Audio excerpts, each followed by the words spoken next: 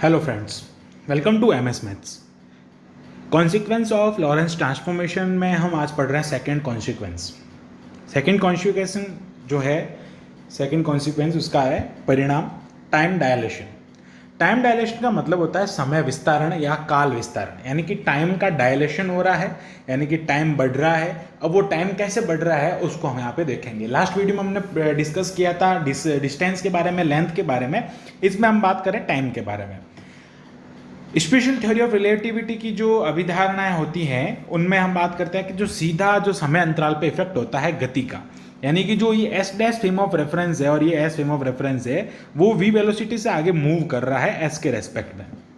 तो यहाँ पे अगर हम देखें कि एक मैं पॉइंट इधर ले लेता हूँ ए और बी, और यहाँ पे भी मैं ले लेता हूँ ए और बी। तो ए और बी पॉइंट में बात करते हैं कि जब ये जो एस डैश फ्रेम और एस फ्रेम है वो कोइंसिडेंट है, यानी कि संपाती है, उस पे उस टाइम पे अगर हम रीडिंग देखें घड़ी की, हम यहाँ पे एक वॉच रखते हैं और उस वॉच की ए पे जो रीडिंग है उसको हम देखते हैं कि मैं एस के रेस्पेक्ट में बात कर रहा हूँ। सबसे पहले एस के रेस्पेक्ट में ए पॉइंट पे उस जो भी वॉच है उसके हमारे पास में रीडिंग आ रही है T1, और बी के लिए अगर देखें तो वो आ रही है हमारे पास में T2।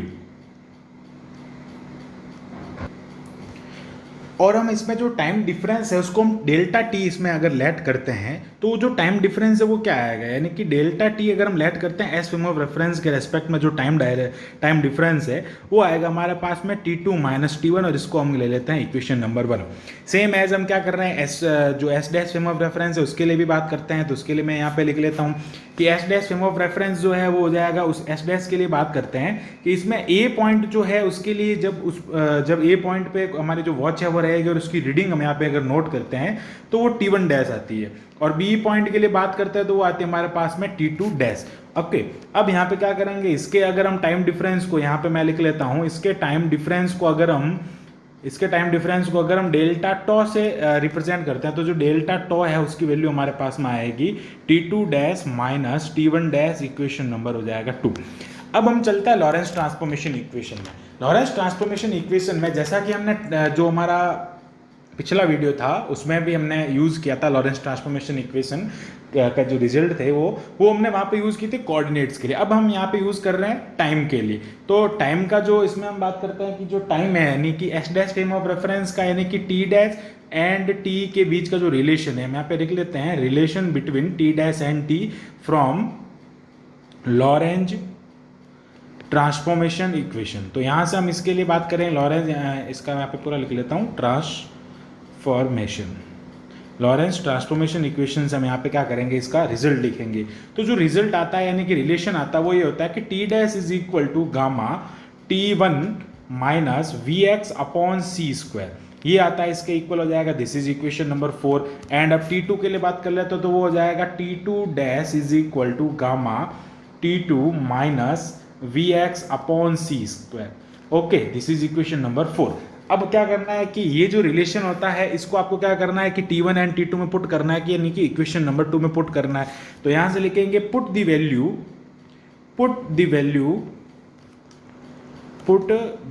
ऑफ, ये हो जाएगा put the value of T1 dash and T2 dash in equation number 2। तो जो हमारा इक्वेशन नंबर 2 है इसमें हम ये वैल्यू पुट कर लेंगे। तो जब हमारे पास में ये इक्वेशन वैल्यू पुट करेंगे तो now we will get delta tau, ये हो जाएगा delta tau is equal to, देखो T2 माइनस T1 डैश है और यहाँ पे हम इसकी वैल्यू पुट करें, गामा को मैं कॉमन ले लेता हूँ तो ये हो जाएगा T2 minus VX upon C square, ये हो गई T2 की वैल्यू।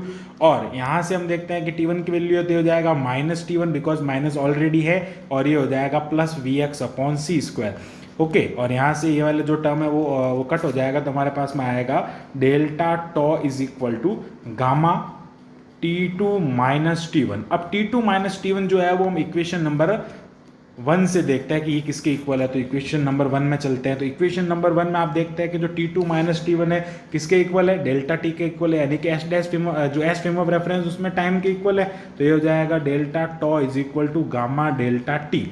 ओके, अब गामा की वैल्यू की बात करते हैं तो ये या फिर हम क्या करते हैं यहाँ से इसको इसके नीचे भेज देते हैं, तो ये हो जाएगा delta T is equal to delta tau upon ये हो जाएगा गामा, और गामा की वैल्यू हम देखते हैं वो भी हम लॉरेंस ट्रांसफॉर्मेशन के डेरिवेशन में फाइंड करते हैं 1/√(1 - v²/c²), और ये वैल्यू हम यहाँ पे पुट करते हैं तो 1/गामा इसका उल्टा हो जाएगा, तो ये हो जाएगा डेल्टा टी इंटू (1 - v²/c²), ये वैल्यू आ जाती है हमारे पास में, इसका रिलेशन आ जाता है। अब देखो यहाँ पे हम क्या करते हैं कि जो (1 - v²/c² है इसकी वैल्यू 1 से लेस देन होती है, इसको आप सॉल्व करके देख सकते हैं। c जो होता है 3 × 10⁸ होता है स्पीड ऑफ लाइट वैक्यूम में, और उस वो क्या हो रहा है 1 में से माइनस होकर फिर उसका रूट हो रहा है, यानी कि वो ऑब्वियसली 1 से लेस देन होगा, और 1 से लेस देन वाले टर्म को अगर हम डेल्टा टॉ से मल्टीप्लाई करते हैं तो हमारे पास में क्या होगा, डेल्टा टी भी क्या आएगा 1 से लेस देन आएगा, या फिर जो भी है मतलब उसकी जो वैल्यू है वो उसकी जो वैल्यू है ना वो इससे कम आएगी डेल्टा टॉ से।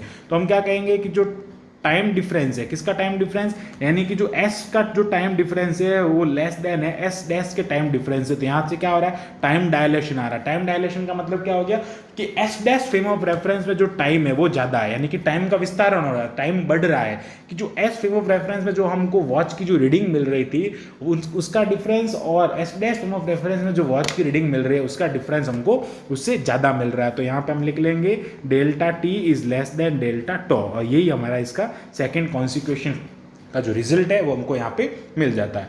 So thanks for watching this video, keep watching MS Maths and subscribe the channel MS Maths।